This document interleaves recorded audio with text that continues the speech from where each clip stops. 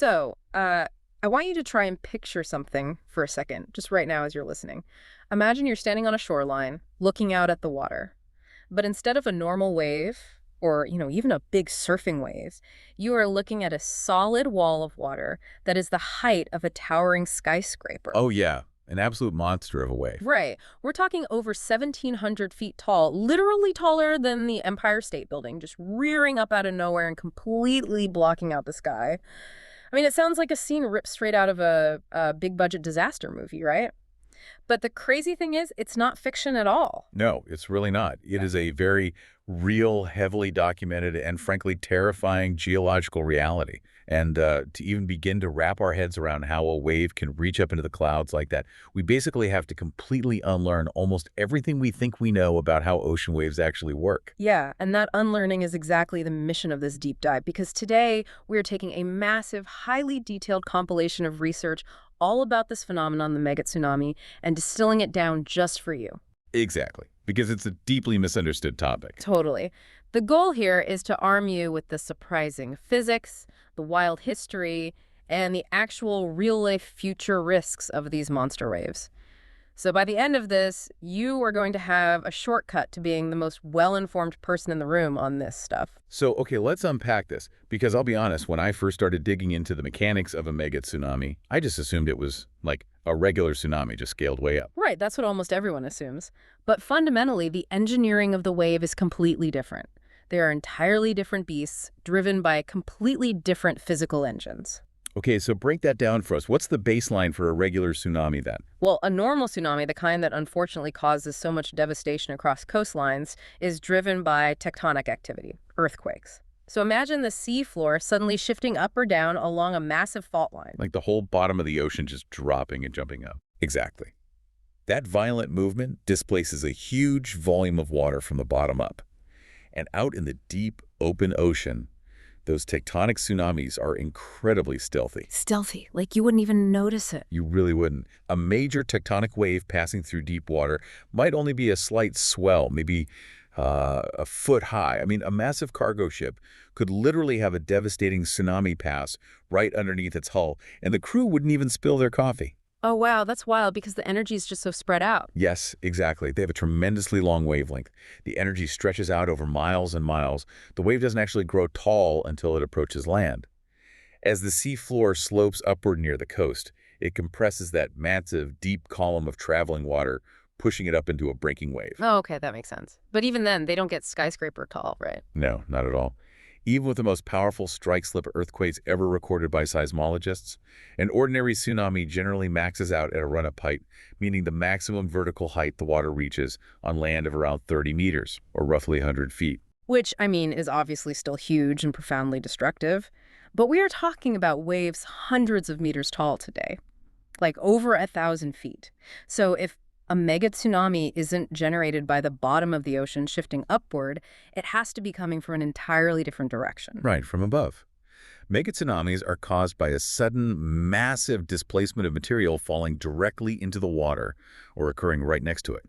We're talking about colossal mountain landslides, catastrophic volcanic collapses, or meteor impacts. So it's basically a giant splash. Exactly. Instead of the ocean floor shifting to move the water, you have a massive external object violently splashing the water upwards and outwards. I was trying to visualize the physics of this difference earlier to make it stick in my head. And a normal tsunami is kind of like if you were standing in a swimming pool and the entire concrete bottom of the pool suddenly shifted up an inch. It moves all the water at once, right? The entire body of water is displaced. Yeah, and it creates a wave that travels the entire length of the pool, wall to wall, without losing much of its momentum. But a megatsunami is more like dropping a heavy bowling ball into a bathtub. That is actually a perfect analogy. You get this immediate towering splash right at the point of impact, but that massive splash doesn't travel down the hallway, It just kind of crashes right there. Yeah, that perfectly illustrates the underlying physics, particularly a concept called radial damping. Because your bowling ball creates a highly localized event, the energy spreads out radially, basically in an expanding circle from that single point of impact. Okay, so it's a circle, not a straight line. Right. And as that circle gets wider and wider, the initial energy is forced to distribute over a larger and larger circumference. So the wave height decays incredibly fast, compared to a tectonic tsunami, which moves more like a straight, continuous wall of energy marching perpendicular to a fault line. So the megatsunami starts out unbelievably huge, but it burns through its energy faster because it's stretching out in all directions at once. Exactly. That radial spread is also why they have a much shorter wavelength. And the physical environment where this happens actually dictates just how monstrous that initial splash can get. It all comes down to a fluid dynamics ratio called the Froude number. The Froude number. Okay, what's that measuring? In this context, it calculates how fast the landslide is moving compared to how fast the wave can propagate or move away from the impact zone. Okay, let me think through how that applies here. In deep, open ocean water, waves can travel incredibly fast.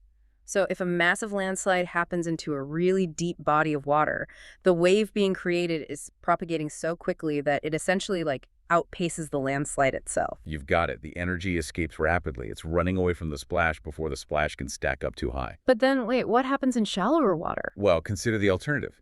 In shallower water, wave propagation is significantly slower. The waves simply cannot escape the impact zone fast enough. The mountain is still falling in, displacing millions of tons of water, but the water literally can't get out of its own way. Oh man, so the energy has nowhere to go but up. Precisely. It compounds, pushing the water column higher and higher into the sky. That is so counterintuitive. I mean, you automatically associate deep ocean water with giant waves, but it's the exact opposite here. The shallow water traps the kinetic energy and forces it skyward. It really is wild. Yeah. And for a long time, these dynamics were purely theoretical. I mean, geologists assumed ancient, massive geological processes could create these skyscraper waves, but they lacked hard, undeniable proof. Right, until they found a literal crime scene in Alaska. Yes, the Tuya Bay is this deep, incredibly steep-sloped fjord up in Alaska.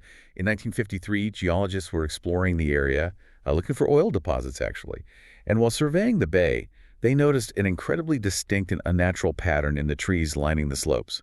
They discovered what they later termed trim lines. And trim lines, just to be clear, are these visible boundaries on the mountain, right? Because usually in a wild, undisturbed bay, you have mature, old-growth forests that grow right down to the water's edge. Normally, yes. But here, the geologists saw this razor-sharp boundary line drawn high up on the mountain slopes. Below that specific line, every single tree was young, but above the line, the forest was ancient. And not just that. The older trees, sitting right on that boundary line, had severe, traumatic scarring all up and down their seaward sides. It's like the bark was just stripped off. Completely stripped away. So the geologists hypothesized that some enormous localized force had violently ripped out the entire lower forest right down to the bedrock, and then essentially sandblasted the trees that barely survived higher up. Which points to a giant wave. But the sheer height of those trim lines defied the known physics of water displacement at the time, right? Exactly. They needed to see it happen to really understand it. And tragically, they didn't have to wait very long. Because just 5 years later, in 1958, nature provided a real-time demonstration. A catastrophic one. Yeah. A 7.8 magnitude earthquake struck the region. Now, the earthquake itself didn't generate the wave from the sea floor like a normal tsunami. The shaking actually caused a massive failure at the head of the bay.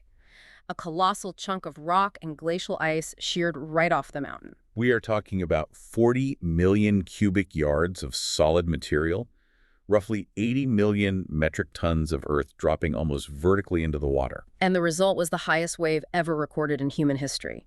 The run-up height measuring how high the water violently surged up the opposite slope of the bay was nearly 525 meters, over 1,720 feet. It completely obliterated the soil, the trees, everything. It left nothing but scoured bedrock in its wake. And what makes this event even more surreal to me is that there were actual human beings sitting right in the middle of it who somehow survived. Howard Ulrich and his son. Yes. They were out in their small fishing boat, just anchored in Lituya Bay when the mountain gave way. The sheer terror of that moment is just unimaginable. The wave caught their boat, snapped their heavy anchor chain like a piece of string, and physically lifted them on the crest, carrying them high over the tops of the trees on the shoreline. And then, incredibly, the backwash of the wave carried them back out into the center of the bay, setting them down safely. It's an absolute miracle they survived, and they provided critical eyewitness data to corroborate the geological scarring. But wait, let me stop you there for a second, because I'm trying to picture the sheer mechanics of this in my head, and I get stuck. What's the holdup? Well, dropping 80 million tons into a bay is undeniably huge. But water displacement alone, it's like our bathtub analogy. Dropping a rock into a pool of water just doesn't splash a third of a mile straight up into the air. The math of pure displacement just doesn't seem to account for a 1,700-foot wave. So what else was happening under the surface to multiply that force so dramatically? I'm glad you asked that, because that is the exact discrepancy that puzzled researchers for decades. The rock alone couldn't do it. The math simply didn't balance out. It wasn't until complex fluid dynamic modeling became available much later that scientists developed what they call the PC model to explain the anomaly. The PC model. Okay, what does PC stand for? Plunging and crater. It explains the cascading combination of events. First, you have the plunging aspect. The rock didn't just crumble and slide piecemeal, it fell as a massive monolithic block. Just one giant solid piece. Exactly. And as it plummeted down that near vertical slope, the sheer aerodynamic drag of that monolithic face pulled a massive volume of air down into the water with it.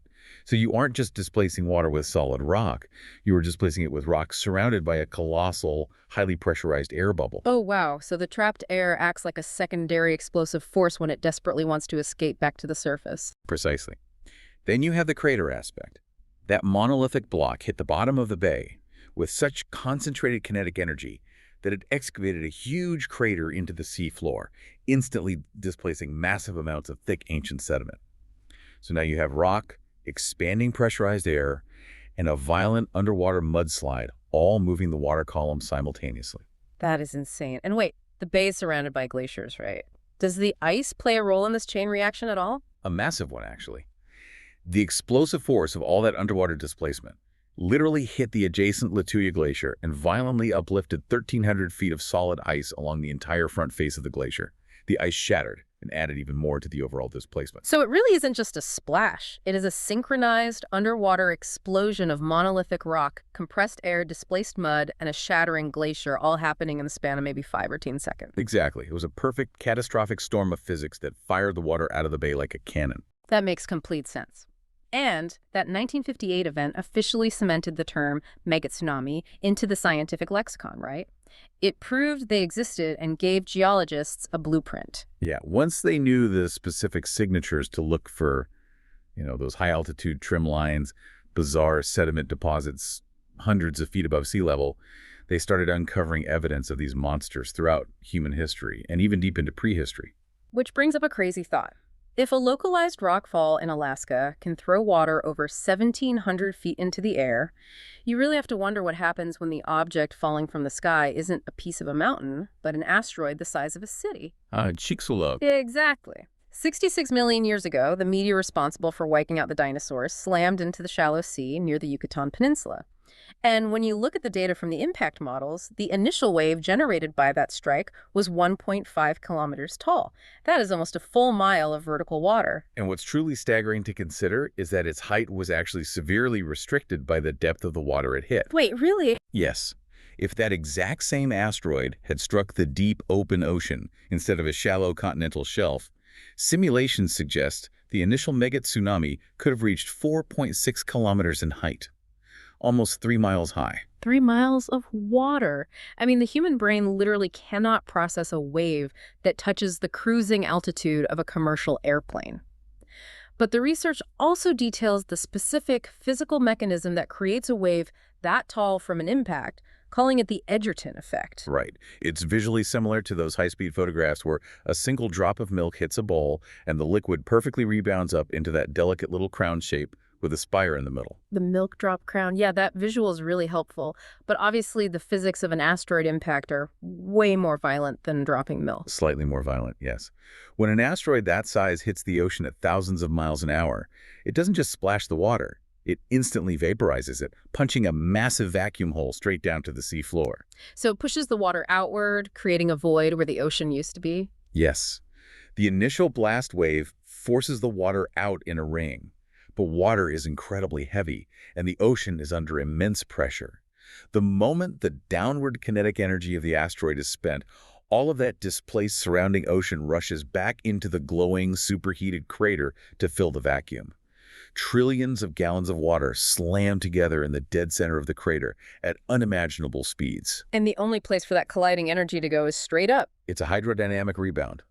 The water, violently colliding with itself, pushes a central column of seawater 10 to 12 kilometers straight up into the stratosphere before it inevitably collapses back down under its own weight, sending out the subsequent waves that reset the coastal geography of the entire planet. It is just the ultimate display of displacement. But, we don't have to look 66 million years into the past to see these forces at work. They are still actively shaping our world right now. Take the Dixon Fjord landslide in Greenland, which happened very recently, in 2023. Oh, yes. That was a fascinating event. A massive landslide hit the narrow fjord, triggering a megatsunami with a run-up of over 200 meters. But reading the breakdown of the Dixon Fjord event, the most fascinating part wasn't the initial 600-foot wave, it was the aftermath. It created a phenomenon called a seiche. Yes, spelled S-E-I-C-H-E. Because the wave was generated inside the incredibly steep, narrow, confined walls of the fjord, that massive volume of displaced water simply couldn't disperse into the open ocean. It had nowhere to go. So it rebounded off the opposite wall and then rebounded back. It's like carrying a wide, shallow bowl of soup across the kitchen and you stumble. The liquid just keeps violently rocking back and forth from edge to edge. That sloshing effect is the seiche. And in Dixon Fjord, the water sloshed back and forth for a full, continuous week. A whole week. A week. The rhythm and mass of that water moving was so immense that it produced a continuous seismic signal. Instruments all over the globe picked up a 9-day hum. A single splash in Greenland quite literally had the earth ringing like a bell for over a week. Wow. Seeing the sheer, unyielding power of these natural forces really makes you realize how delicate our own coastal footprints are. And unfortunately, we haven't always respected those physical laws. We tend to think of megatsunamis strictly as acts of nature, asteroids, earthquakes, collapsing glaciers. But there's a profoundly tragic example where human engineering directly triggered one. The GandM in Italy. Yeah, in 1963.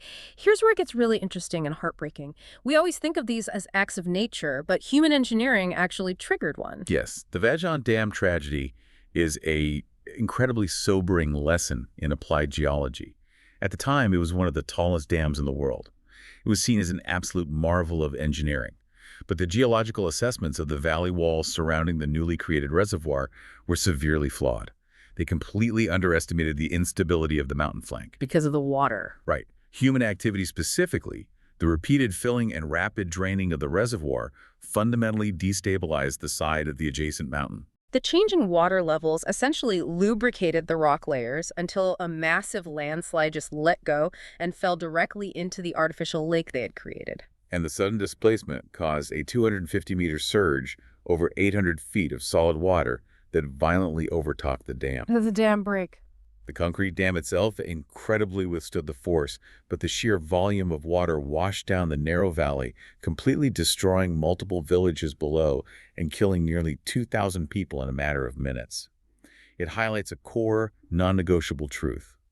When we alter geography, when we build massive reservoirs and steep valleys, we must rigorously respect the sheer physics of mass and displacement. Gravity simply does not care about engineering awards. Yeah, seeing what a miscalculation did at GandM makes you look at every cliff face differently. And if you're listening right now, you're probably scanning your own memory of coastal vacations, wondering where the next drop might happen, and if you should be worried about it. That is the very natural response. And if you watched certain highly sensationalized documentaries from the early 2000s, you might actually hold the belief that a global catastrophe is overdue. Yes, the Canary Islands theory. This is probably the most famous piece of megatsunami pop culture. The theory suggested that the Cumbre Vieja volcano on the island of La Palma was unstable and a massive chunk of it was going to collapse into the Atlantic Ocean. I remember the broadcasts well. Right. The resulting wave was predicted to be 50 meters tall, like 160 feet, crashing into the entire U.S. East Coast, wiping out Boston, New York, Miami. I remember watching that on television and being genuinely terrified. It was broadcast widely, and it absolutely captured the public imagination. But I'm very happy to synthesize the current geological consensus and provide some calming news. That scenario is fundamentally flawed and vastly overhyped. But wait, wouldn't that radial damping concept we talked about apply here? The energy spreading out over the entire Atlantic Ocean. Exactly. You've hit on one of the two main debunking factors. A megatsunami is a point source event. The energy spreads outward in an ever-widening circle. By the time that wave crossed thousands of miles of the Atlantic Ocean, the energy would have dissipated immensely. So it wouldn't be a 160-foot wall of water when it hits New York. Not even close. It would lose its megatsunami status long before it reached the North American continent, registering as a much smaller, far more manageable marine event. But there is a second reason, too. The mountain itself. Yes, the structural geology of the island. Modern geologists agree that the western flank of that volcano, the specific part conjectured to fall, is actually far too small and geologically stable to undergo a sudden, catastrophic, monolithic collapse anytime in the next 10,000 years. If it does eventually shed mass, it is far more likely to happen in a series of smaller, sequential landslides. So no massive single bowling ball falling into the Atlantic. Maybe just a handful of pebbles sliding in over a long period of time. Just say. Okay, so what does this all mean for you listening right now? Should you be canceling your East Coast beach vacations? No, those are safe. But that doesn't mean the threat doesn't exist elsewhere, right? If global ocean-crossing waves are largely a myth, where is the actual danger zone? The threat is intensely local. You don't need to fear the wide open beaches of Florida or Spain. You need to respect the steep, narrow bodies of water, the deep fjords, which is exactly why the global geological community is extremely focused on a very specific mountain in Norway. The Akerneset Mountain. And honestly, this part of the research was genuinely chilling because it's not a historical retrospective or a theoretical model. It is an active ticking clock.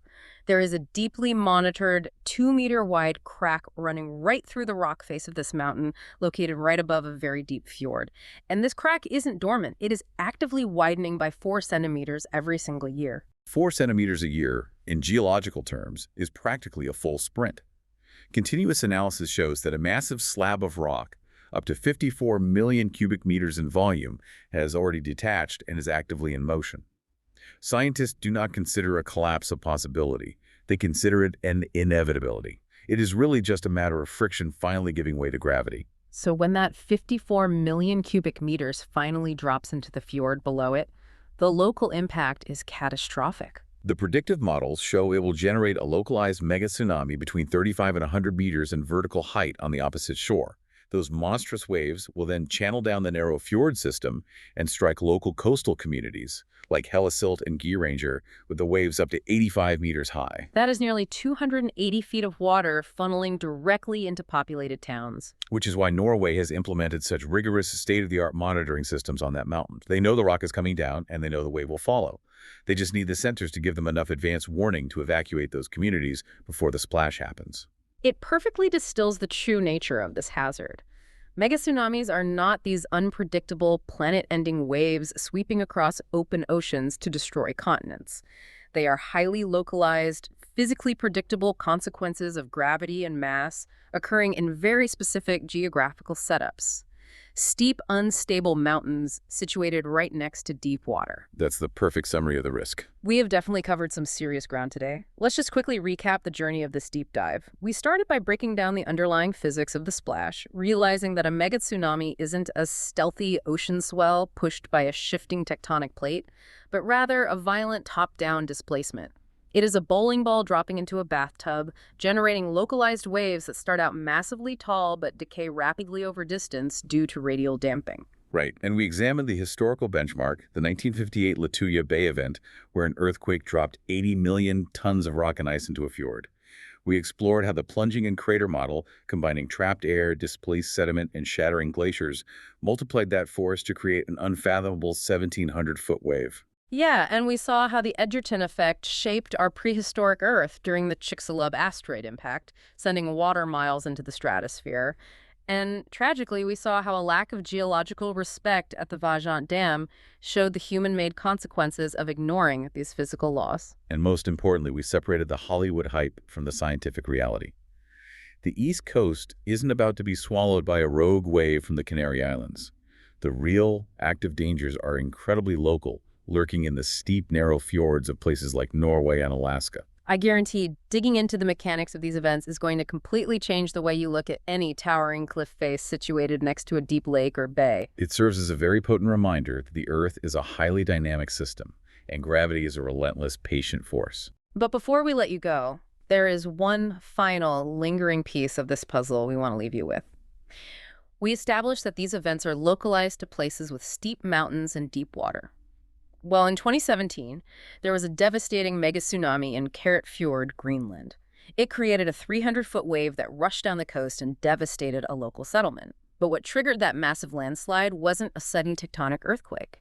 When researchers investigated, they concluded the collapse was caused by melting glacial ice that had previously been acting as a structural glue, holding the fractured rock face together. It's just a sobering detail with massive, massive implications. So here's the question for you to ponder long after this deep dive is over. As global temperatures continue to steadily rise and ancient structural ice continues to melt and release its frozen grip on steep mountain walls all around the world, could we be unlocking a new, highly unpredictable era of localized megatsunamis in northern regions that have been safely frozen and stable for thousands of years? It is exactly the question the global geological community is rushing to answer right now. Definitely something to keep in mind.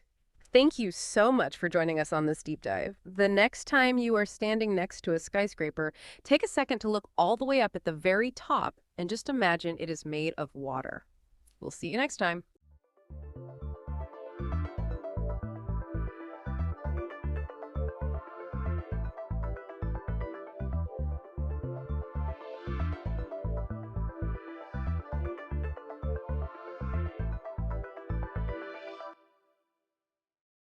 Imagine raising over $300 million for a single construction project. Right, which is a massive budget. Oh, absolutely. But you aren't building, a sprawling airport or some towering skyscraper. You are paying an army of engineers to meticulously slice up a 3,000-year-old ancient Egyptian temple. Literally carving it into massive stone blocks. Exactly. You're loading those blocks onto trucks, and you are physically rebuilding an entire mountain on higher ground, like piece by piece. It's wild to even think about. It is. I mean, that is the extreme, almost incomprehensible length humanity will go to just to save a pile of stones. Yeah, and when you put it in those terms, it honestly sounds like science fiction. Oh, for sure. But that colossal engineering feat was a very real crisis response. And it's actually the exact catalyst for why we now have those sleek, recognizable UNESCO World Heritage plaques sitting outside famous landmarks all over the globe. Right.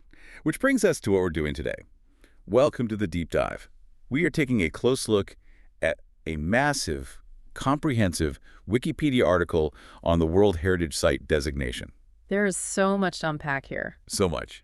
Our mission today is to map out the mechanics of this system, how a location actually secures that golden ticket, and the incredibly intense behind-the-scenes controversies that you, the public, rarely ever see. Because, yeah, that little plaque, it carries a lot of heady geopolitical baggage. It really does. So if you've ever visited a famous historical landmark or a breathtaking national park and noticed that prestigious UNESCO plaque, well, the story behind it involves international crowdfunding, intense diplomatic lobbying, and even the occasional revoking of the title. Yeah, taking the trophy back. Exactly. Yeah. But to understand the friction happening today, we kind of have to go back to the 1950s and that multi-million-dollar temple relocation we mentioned. Right, because to understand what a World Heritage Site is today, you have to realize the entire concept didn't even exist as a permanent legal framework back then. It wasn't a thing yet. No, not at all. It was born out of a localized but catastrophic emergency. So in 1954, the Egyptian government finalized plans to construct the Aswan High Dam across the Nile. And I mean, from an infrastructure standpoint, this is just a classic modernization move, right? Oh, yeah. A nation needs to control annual flooding. They want to generate massive amounts of hydroelectric power for a growing population. Mm-hmm. And, they need a vast reservoir. Well, the problem was the geography of that new reservoir. Right. The resulting lake was going to completely inundate a massive stretch of the Nile Valley. And this specific area wasn't just, empty desert. Not even close. No. It contained absolutely priceless cultural treasures from ancient Egypt and ancient Nubia. We're talking about entire temple complexes like Abu Simbel and Philae. Places that had survived for millennia. Exactly. They had survived the rise and fall of empires. And suddenly they were facing the prospect of being drowned under millions of gallons of water. And the global response to this impending doom is just staggering. By 1960, UNESCO launches this massive international campaign to save the monuments. Yeah, the international campaign to save the monuments of Nubia. Right. And they don't just ask Egypt to, build a wall around these places. They initiate this globe-spanning operation to literally cut the monuments out of the bedrock and move them. And the sheer logistics of that are still mind-boggling today. I can't even imagine. I mean, they were surveying hundreds of archaeological sites under a ticking clock, recovering thousands of objects, and physically moving mountains of carved stone. Wow. And the budget for this rescue mission, it was $80 million at the time. Okay, let's put that in perspective because the source breaks that down for us. Adjusted for inflation, that is over $312 million in 2025. It's massive. A staggering amount of money for a cultural preservation project. And Egypt, they simply couldn't cover that bill alone. No, they needed help. 50 different countries chipped in. 50? Yeah, 50 nations contributed to the fund, and they covered about half of that massive cost. It's kind of like an enormous international crowdfunding campaign, right? Yeah. But operating decades before the internet was even a thing. That's a great way to put it. It proved that humanity could actually unite simply to save our shared history. The underlying philosophy was just, well, groundbreaking.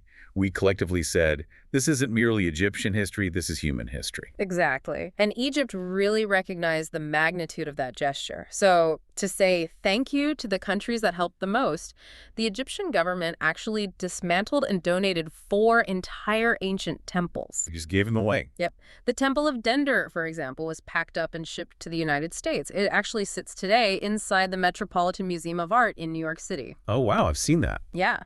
And Madrid received the Temple of Dibod, just as another example. So we have this incredible origin story.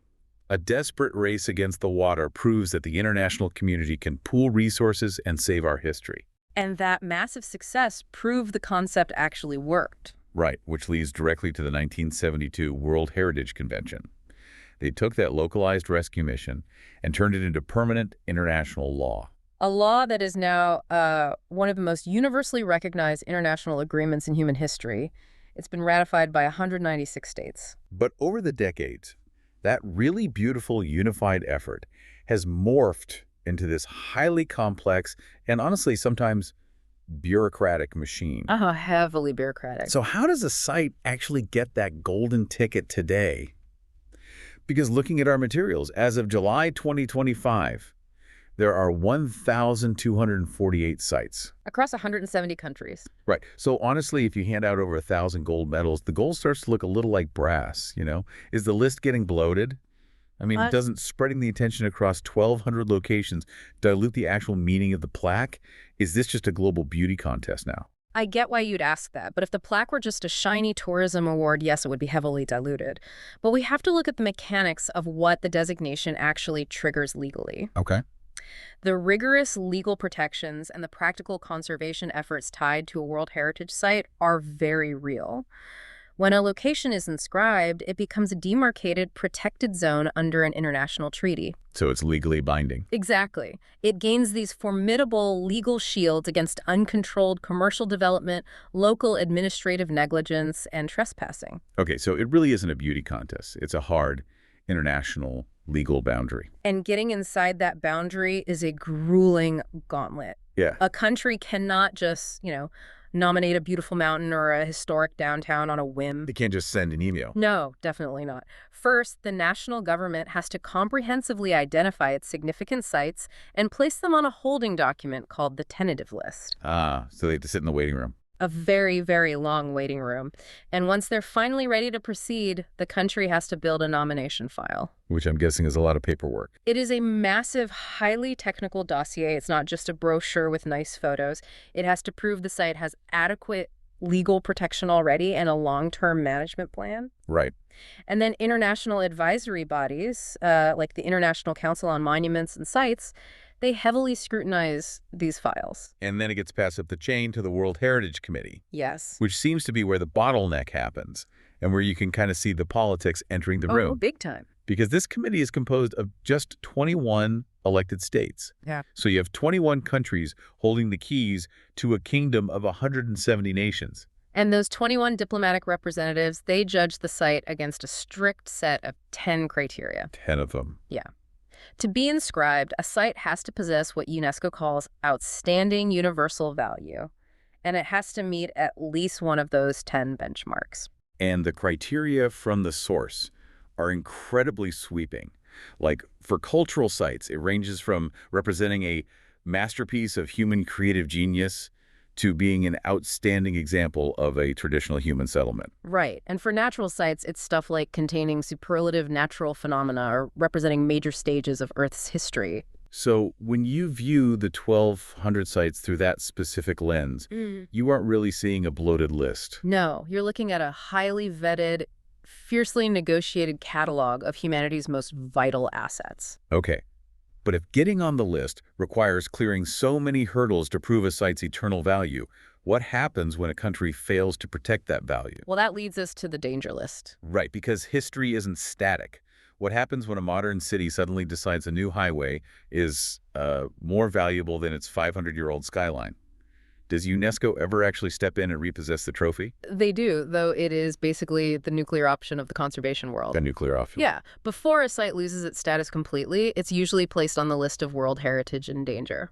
Okay, this happens when the very characteristics that earned the site its plaque are under severe threat. And the threats we are seeing today are just relentless. War, natural disasters, rampant pollution. But the biggest threat is us, right? Uncontrolled urbanization. Absolutely. The numbers in the Wikipedia article show that 63% of natural World Heritage sites have been actively damaged by increasing human pressures. We are talking about encroaching road networks and agricultural infrastructure just squeezing these protected zones. It highlights this massive structural tension. The global population is expanding, economies demand growth, and all that urbanization is pushing right up against those invisible boundaries. Right. So the danger list acts like a warning siren. It's meant to increase international awareness and force the host country to take action. But if they ignore the siren, the plaque comes down. It does. And I was genuinely shocked to learn that in the entire history of the program, UNESCO has only completely delisted 3 sites ever. Only 3. Let's look at the mechanics of how a country actually loses this status, because each of these 3 rare instances perfectly illustrates the collision between preservation and modern life. Yeah, they really do. The first one occurred in 2007 with the Arabian Oryx Sanctuary in Oman. Okay. And this wasn't a case of slow environmental decay or accidental mismanagement. The Omani government made a unilateral, voluntary decision to shrink the protected area by 90%. Wait, they just voluntarily erased the boundary lines themselves? Pretty much. And because the state actively dismantled the legal protections that justified the inscription in the first place, UNESCO had no choice. Right. The value was gone. Exactly. The outstanding universal value was compromised by the state's own hand, so they immediately removed it from the list. Well, and then 2 years later, in 2009, we see a much more chaotic fight in Germany with the Dresden-Elbe Valley. Yo, the bridge controversy. Yeah. Dresden was put on the danger list because the city had approved plans to build a massive 4-lane bridge. The Waldschleuchen Bridge, cutting right through the middle of their historic cultural landscape. And the internal conflict in Germany over this was fierce. UNESCO issued stark warnings that the bridge would permanently destroy the visual integrity of the valley. But didn't the city try to stop it? They did. The Dresden City Council actually attempted to halt the construction to save their UNESCO status. But, you know, a city is a complex legal entity. After a series of referendums and binding court decisions, the bridge construction was legally mandated to go ahead. Right. The people needed to commute. The courts ruled in favor of infrastructure, so UNESCO revoked the title. Yep, they pulled the plaque. And we see the exact same mechanism play out in 2021 with the Liverpool Maritime Mercantile City in the UK. Another infrastructure clash. Exactly. The city authorized huge new developments, including a massive new football stadium and the sprawling Liverpool Waters project right on their historic northern docks. And UNESCO determined this caused the irreversible loss of the site's historical attributes. So they stripped Liverpool of its status, too. Does the threat of losing the title actually stop modern development? Or do cities eventually just decide that modern infrastructure is more important than a historical label? Well, these delistings force us to confront a very uncomfortable reality. UNESCO's fundamental mandate is frozen preservation. But cities like Dresden and Liverpool, they aren't museums under glass. No, they're living, breathing economic engines. Right. A local government looks at an empty historic dock and sees a $1 billion stadium that will generate jobs, tax revenue, and civic pride. So the threat of losing a bronze plaque simply isn't enough to stop the gravitational pull of modern economic development. No, it's really not. And that economic gravity is the exact mechanism driving the most controversial, darkest aspects of the World Heritage Program today. Yeah, let's talk about the dark side of the plaque. We assume the plaque only brings protection, but it actually generates enormous political and social friction. It creates what the sources call the tourism paradox. I kind of liken it to a specialized form of economic gentrification. How so? Well, think about it. It's as if winning Best Picture forces a cool indie movie theater to turn into a corporate multiplex. Oh, that's a good analogy. Right. A beautiful, quiet, historic village gets inscribed by UNESCO. Instantly, the gravity of that international label pulls in massive waves of global tourists. Because everyone wants to see the World Heritage Site. Exactly. And to cater to those tourists, outside investors swoop in, rents skyrocket.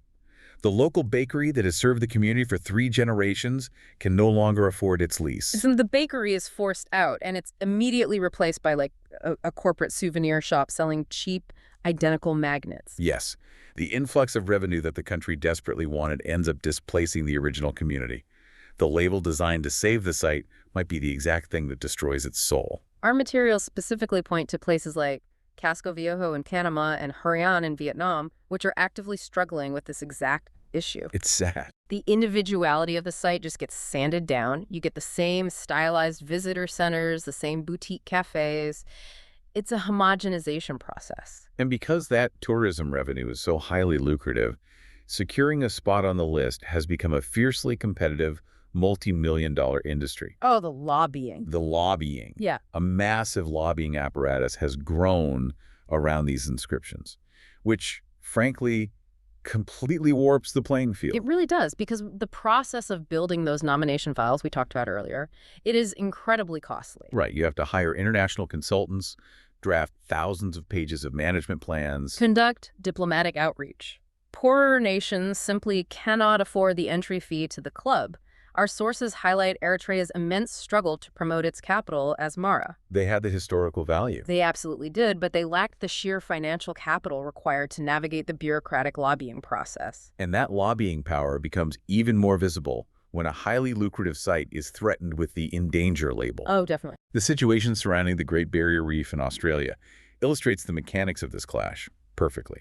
And I want to just report the facts here impartially, because it's a stark example of science versus diplomacy. It's a very clear timeline. Yeah.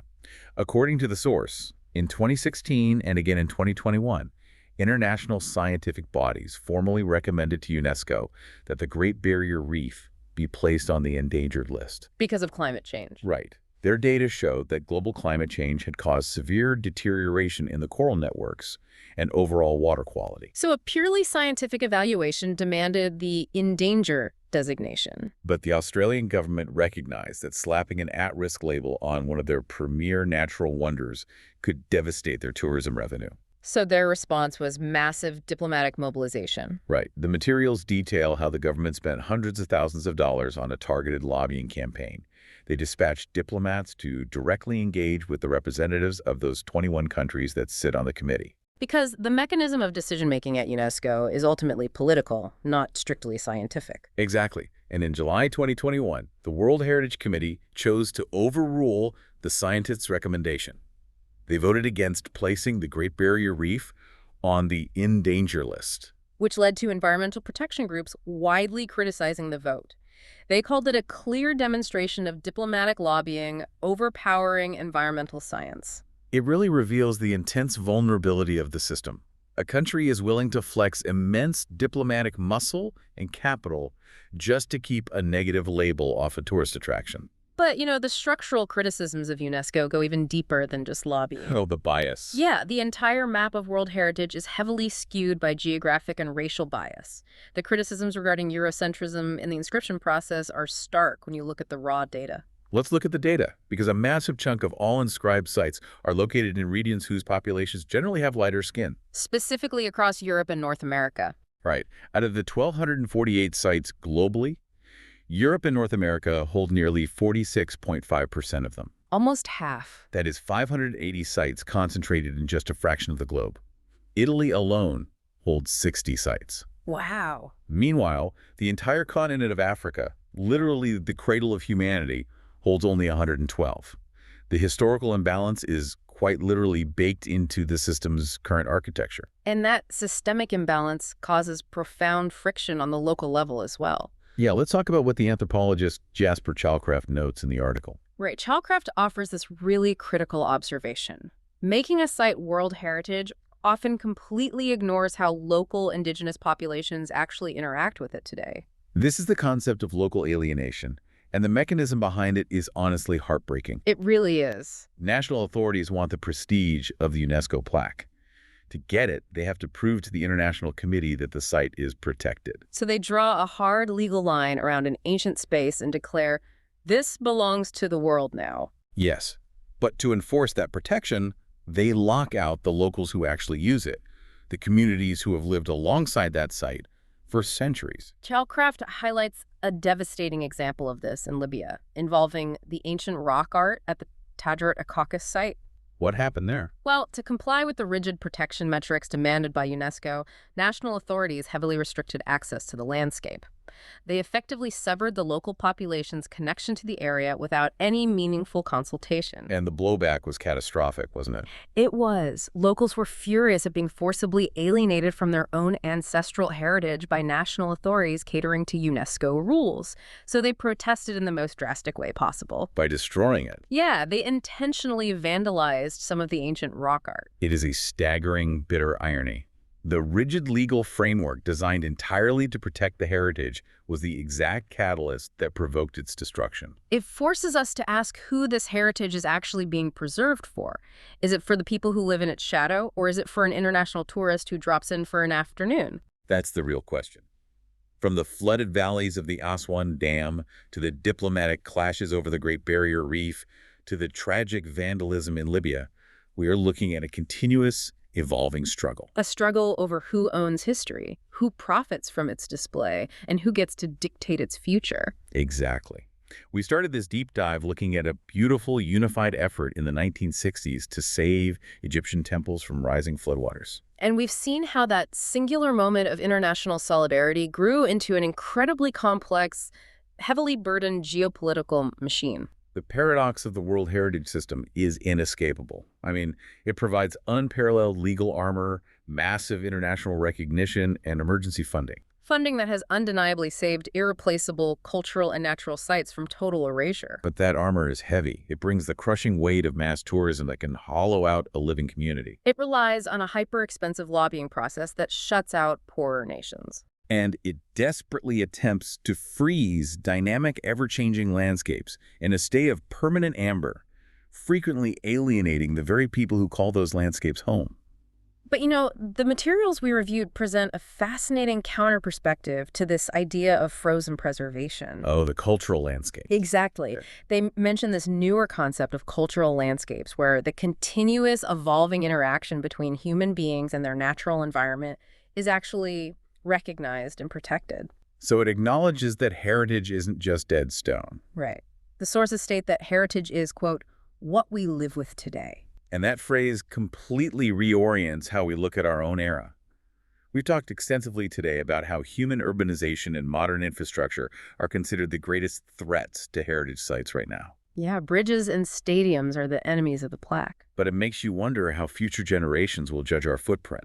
That's an interesting thought. Think about the massive, sprawling megacities and high-tech stadiums we are building right now. 1,000 years from today, will those structures be viewed as urban blight that needs to be bulldozed to reveal older ruins? Or will they be carefully excavated and fiercely protected by the UNESCO of the future, celebrated as the ultimate World Heritage Sites of the 21st century? Where exactly does living history end and museum history begin? Keep that in mind the next time you walk past one of those bronze plaques. Thanks for joining us on this deep dive.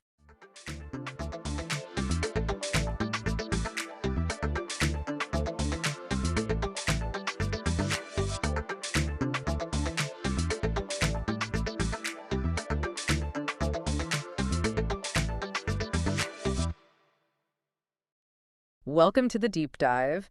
So imagine reading a terrifying just groundbreaking novel about an alien apocalypse. Humanity is left in absolute ruins by a technologically superior force from Mars. Right, just total devastation. Exactly. We're completely helpless. But then, barely a month later, you pick up your local newspaper and you find a knockoff sequel. But in this version, a real-life tech billionaire, Thomas Edison to be exact, he builds this heavily armed space fleet, rallies the troops, and flies off to punch the Martians right in the mouth. It's honestly essentially the birth of fan fiction, but, driven by sheer existential panic. We couldn't sit with the vulnerability for even 6 weeks. Yeah, we had to strike back immediately. So today you're joining us for an exploration into one of the most, I'd say, pervasive and thrilling, but also introspective tropes in all of science fiction, the alien invasion. Oh, absolutely. It is a massive one. It really is. But we aren't just here to talk about, laser beams and exploding monuments. We are looking at the anatomy of these stories. We want to understand what our deepest fears of extraterrestrial conquest actually reveal about us. Because when you strip away the flying saucers, these stories are rarely about the aliens. Not at all. I mean, they act as this massive psychological mirror. If you track how the alien invasion story evolves over the decades, you're basically tracking a timeline of human anxiety. You can see exactly what society was terrified of at any given moment. Okay, let's unpack this, because we all know the benchmark, right? Whenever this topic comes up, everyone immediately points to H.G. Wells. Oh, of course. We all think of his 1898 novel, War of the Worlds. You've got those towering Martian tripods just laying waste to Victorian England with heat rays. And Wells always gets all the credit for putting interplanetary war on the map. But hold on, looking at the actual timeline of the genre we have here, he wasn't the first, was he? He actually wasn't, which is, it's wild to think about given his massive influence on pop culture. I mean, Wells definitely popularized the concept of a first contact going horribly wrong. But if we go back just 6 years earlier, so to 1892, there's a much more obscure novel called The Germ Growers. The Germ Growers. Yeah, The Germ Growers.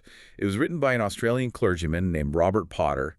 And honestly, I think it is infinitely more unsettling than giant mechanical tripods. Wait, okay, stop. An Australian clergyman in 1892. How does a 19th century priest even conceptualize something like an alien invasion? What is the actual plot there? Well, that's what makes it so brilliant and, deeply terrifying.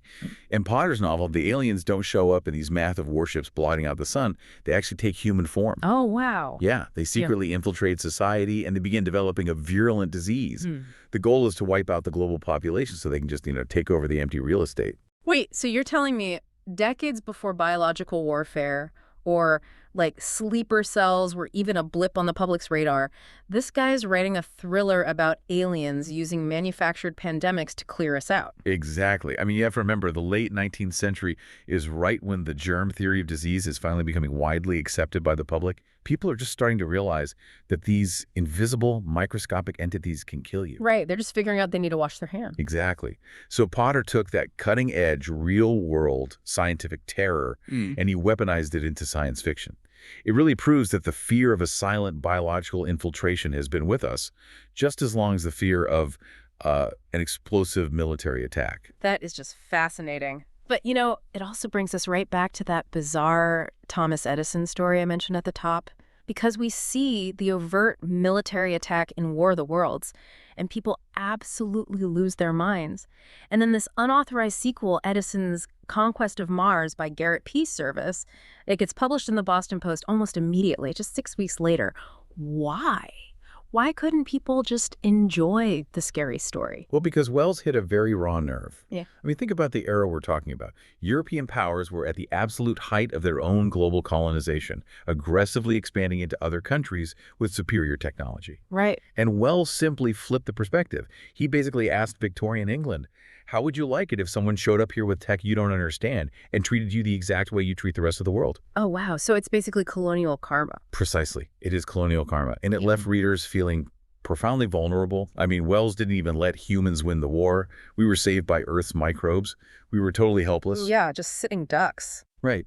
And that level of helplessness was deeply uncomfortable for the reading public. Yeah. So Surface writes this sequel where American ingenuity, led by a famous real-world inventor, takes the fight to Mars. It's a massive psychological defense mechanism. It's society saying, no, we aren't the victims here. We are technologically superior, and we are going to strike back. Exactly. It's just massive cultural projection. But let's follow that evolutionary timeline you mentioned earlier.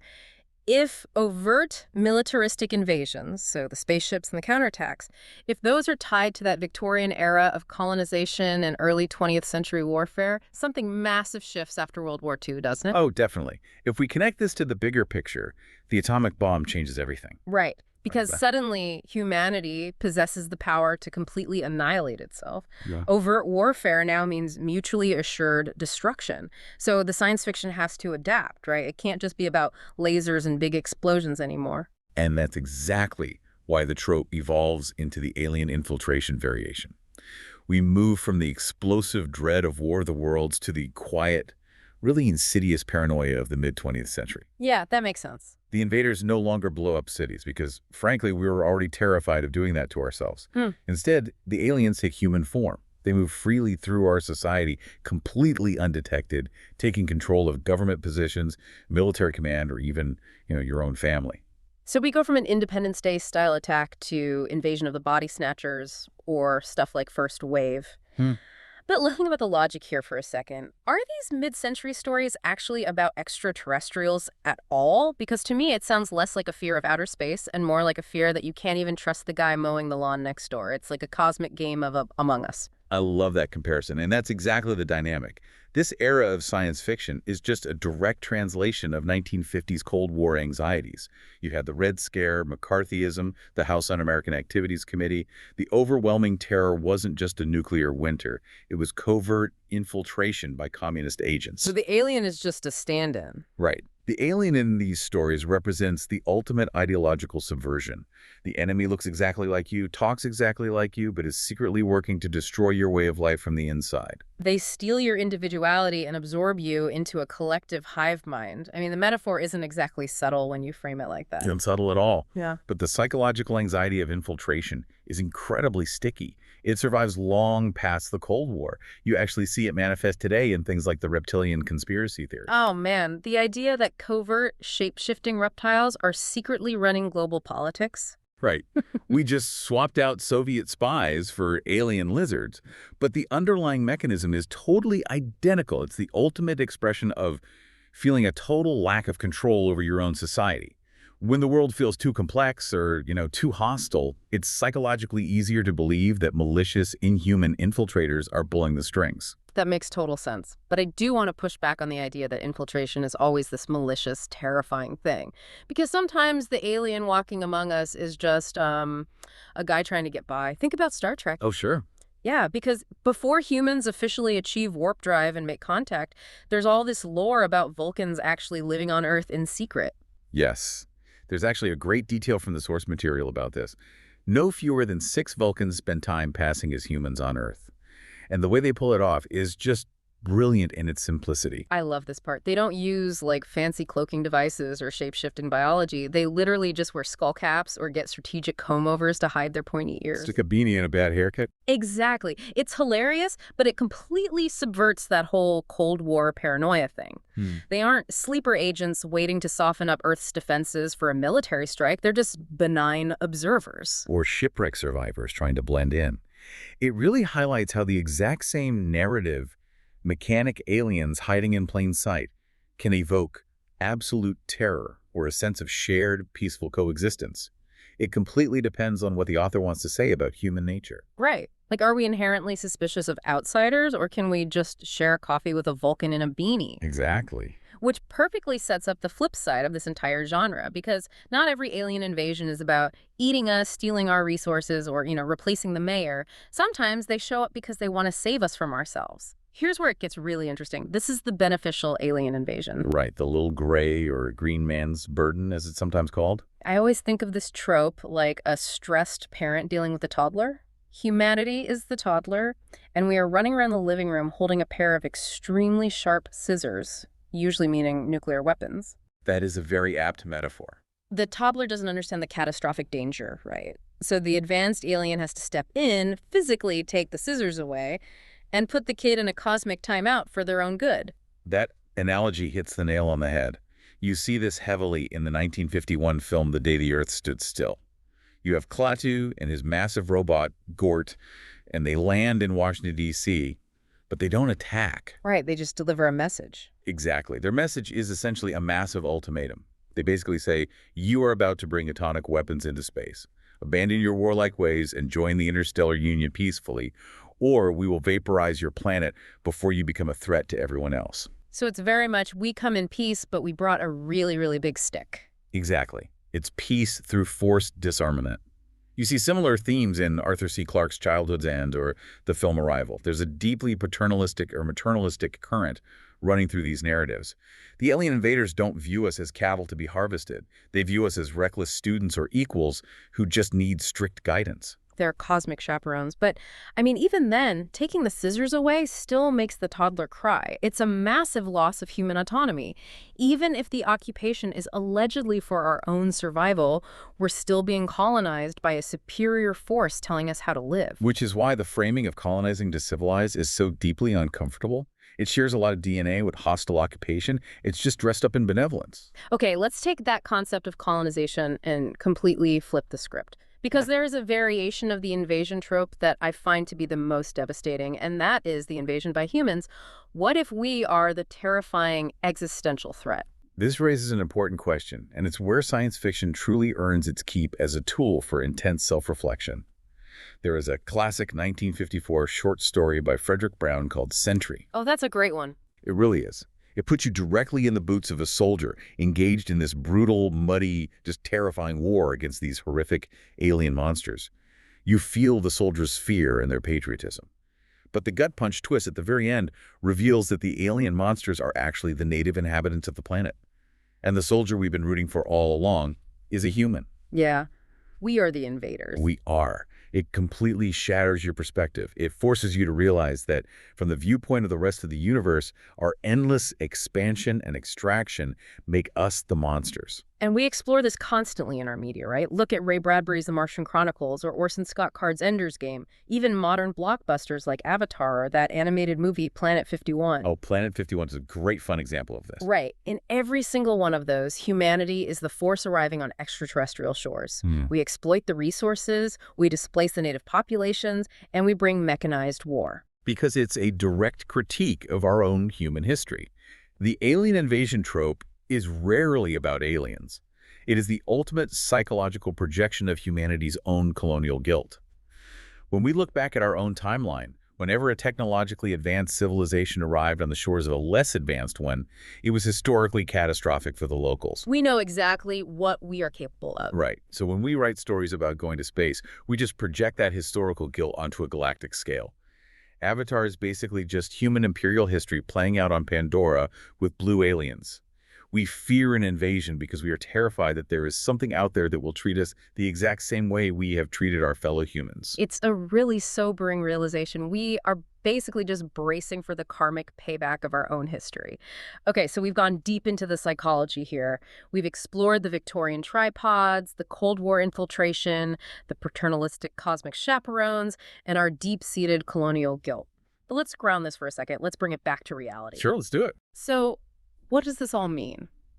If you're at a cocktail party and someone starts genuinely worrying about an Independence Day-style mothership hovering over New York, what does the actual scientific community say about the odds of this happening? Well, the scientific consensus provides a very stark and, frankly, uncinematic reality check to Hollywood.